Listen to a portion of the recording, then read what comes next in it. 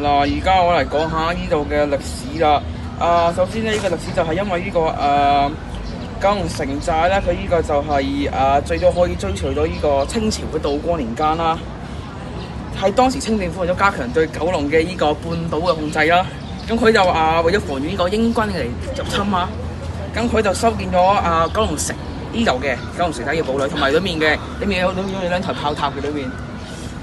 佢炮塔嘅嗰個主要功能就係防衛呢個敵人游咗嗰邊，即係類似嗰度。佢呢度九龍城呢度以前係火嚟噶嘛，臨火啊嘛。佢話嗰度起咗炮塔嚟，諗住防守啦，保護呢度嘅珠江口一帶。呢個炮台咧就設置喺城寨入邊啦，用於安放火炮，並且配有軍隊駐守。當時係火炮多為鐵製啦，而且射程有限，但係已經足以應付當時海上嘅威脅啦。好，啱啱先就介紹完呢個炮台，咁而家就到我介紹一下後面嘅五門。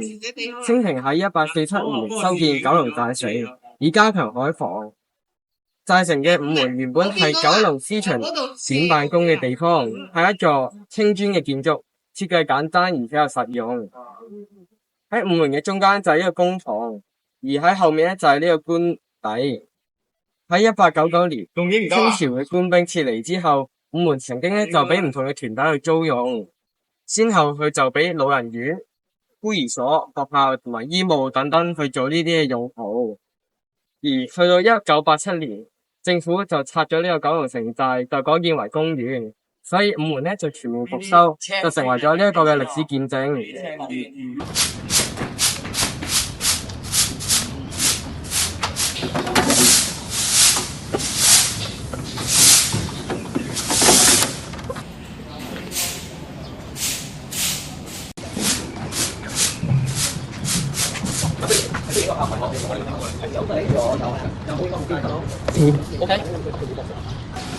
龍津石橋咧就曾經咧係九龍寨城咧重要嘅交通設施之一啦，亦都係當地居民生活嘅重要橋梁啦。龍津石橋咧就喺我前面呢度啦。龍津石橋嘅歷史咧就可以追溯到清朝時期啦，當地嘅九龍寨城咧係清政府重要嘅軍事要塞同地方行政中心，而石橋咧就係連接城寨內外嘅重要設施。龍津石橋龍津呢個名咧就以為咧龍嘅渡口象徵九龍一帶重要嘅交通要道，並較吉祥嘅寓意。而建橋嘅目的咧就係石橋跨越住一條天然嘅溪流啦，就便利城內嘅居民咧出入，特別係而且亦都有個用途就係運輸物資同埋日常往來。龍津石橋嘅結構咧就係用咗堅固嘅花崗石去建造啦，設計咧就簡單實用，具有當時中式石橋嘅典型特色，而橋面咧平整咧都可以當係行人同埋小型嘅運輸工具配合。咁呢一個公園咧就採用咗呢個中式江南嘅風格啦，而咧佢嘅景觀咧就比較優雅。咁佢咧就會有呢啲小徑啊、池塘啊，同埋後面有山嘅。咁咧就為咗俾遊客去提供一種好安定、好寧靜嘅一種感覺啦。咁呢一種嘅設計唔單止係美觀啦，但係佢仲可以感受到係中國傳統嗰個氛圍、嗰個氣氛啦。就令到啲遊客係想散步啊，可以放鬆一下佢嘅心情。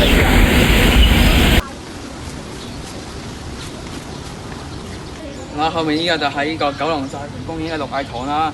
綠藝堂係一座結合中國傳統綠藝文化嘅呢個堂啦，就係呢個元素有包括呢個休閒同埋展示嘅空間啦。佢設計融合咗呢個古典嘅園林風格，可以見到有好多樹啦，好多類似園林風格嘅啦。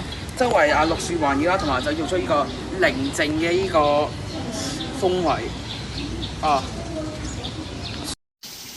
早前啦就有一套電影咧，就係叫《九龍城寨之圍城》嘅。咁佢咧喺呢一個戲入邊咧，其實我覺得佢嘅文化反思都係一個好重要嘅主題嘅喺一個 project 入邊。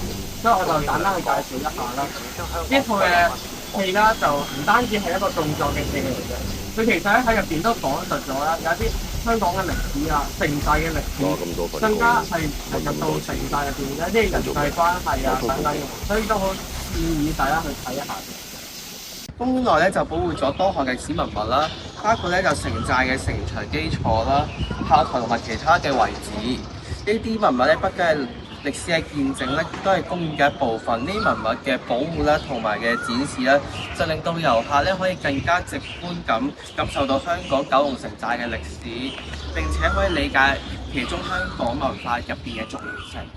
喺2018年啦，呢個公園就新增咗呢個千面小城展覽啦，就設有咗戶外嘅展區同埋6個展館啦。呢啲展區展示咗九龍城寨歷史風貌同文化遺產啦。同時咧，呢啲展覽不僅咧展示咗城寨嘅歷史建築啦，仲要包括咗當時居民嘅生活方法同埋社會結構嘅生活方法啦，同埋呢個 model 啦。呢啲就可以令到遊客可以更深入咁去了解呢個地方嘅過去同埋佢哋點運作嘅啦。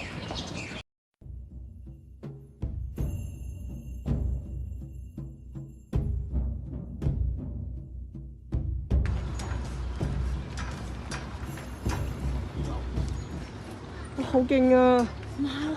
好勁啊！